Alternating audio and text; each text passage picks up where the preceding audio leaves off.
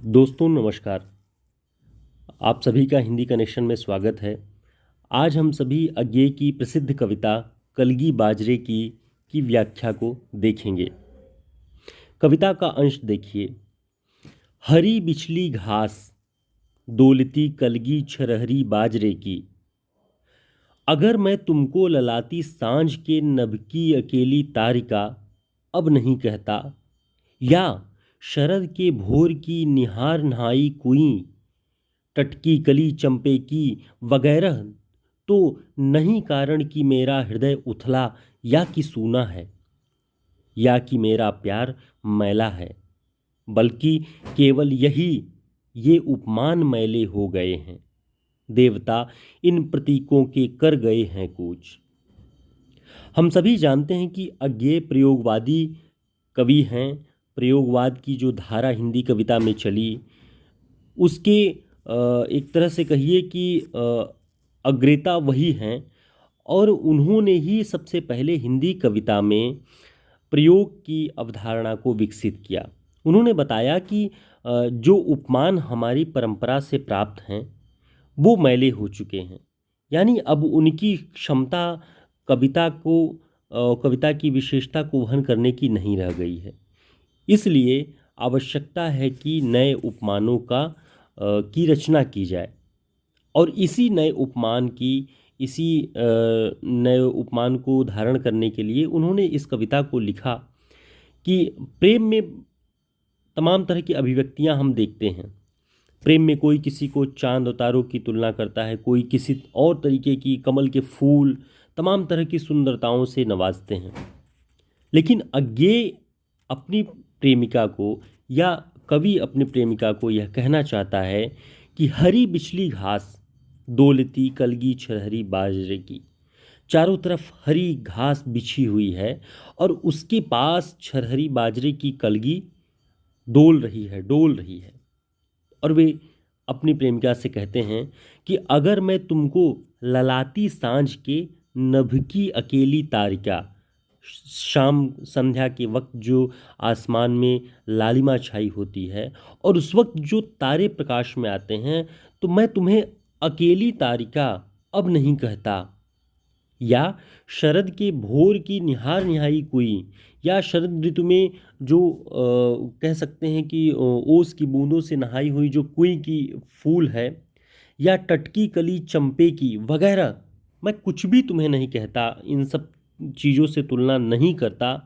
तो इसका यह कारण या इसका यह मतलब नहीं है कि मेरा हृदय उथला हो चुका है, या कि मेरा हृदय वीरान हो गया है, सूना हो गया है, या कि मेरा प्रेम मैला हो गया है, बल्कि केवल यही कि ये उपमान मैले हो गए हैं। अब ये उपमान उपयोगी नहीं रह गए हैं, और मैं इसे छोड़ देना चाहता हूँ, और मैं तुम्हें कुछ नए उपमानों से सुसज्जित करना चाहता हूँ। और सबसे बड़ी बात ये है कि अज्ञे जो बाजरे की कलगी से प्रेमिका की तुलना कहते हैं, या प्रेम के व्यक्ति करते हैं उस उपमान के द्वारा, बाजरे की जो कलगी होती है वो खुरदुरी होती है, भटमैली होती है, लेकिन उसकी भी खूबसूरती है।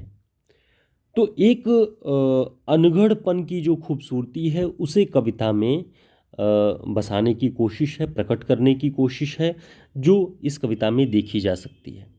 आगे वे कहते हैं कि कभी बासन अधिक घिसने से मुलम्मा छूट जाता है। जो नए बर्तन होते हैं वो अधिक घिसने से उनकी जो चमक है वो खत्म हो जाती है। उसी प्रकार से कविता के प्रतिमानों की जो क्षमता है वो अधिक प्रयोग करने के कारण, बार बार वही वही हर कविताओं में प्रयोग देखने के कारण, उनका मुलम्मा, उनकी चमक, उनकी प्रभावशीलता खत्म हो चुकी है। मगर क्या तुम नहीं पहचान पाओगी तुम्हारे रूप के, तुम हो निकट हो इसी जादू के, निजी किस सहज गहरे बोध से, किस प्यार से मैं कह रहा हूँ। यानी वो कहते हैं कि क्या तुम पहचान नहीं पाओगी अगर मैं कलगी बाजरे की या किसी और चीज़ों से तुम्हारी तुलना करूं अपने सहज प्रेम की अभिव्यक्ति के लिए।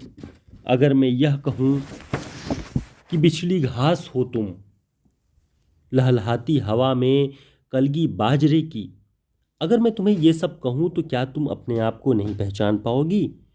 क्या मेरे मन में तुम नहीं झांक पाओगी? आज हम शहरातियों को पालतू मालंच पर संवरी जूही के फूल से सृष्टि के विस्तार का, ऐश्वर्य का, औदार्य का, कहीं सच्चा कहीं प्यारा एक प्रतीक बिजली घास।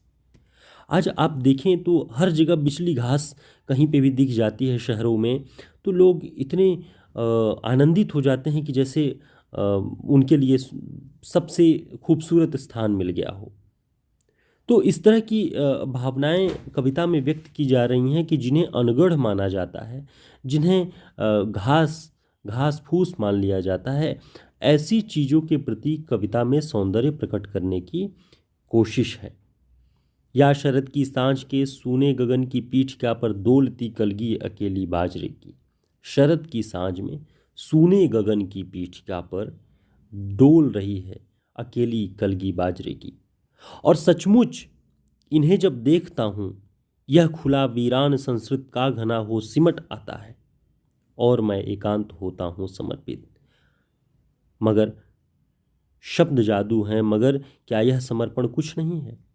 शब्द जादू हैं, मगर क्या यह समर्पण कुछ नहीं है? ये कि मैं तुम्हारे लिए नए प्रतिमानों की रचना करता हूं, मैं तुम्हारे लिए नए सौंदर्य की अभिव्यक्ति का माध्यम ढूंढता हूं। यह कविता प्रयोगवाद की श्रेणी में है और कविता में प्रयोग की नई धारणा को आप यहाँ से समझ सकते हैं। धन्यवाद।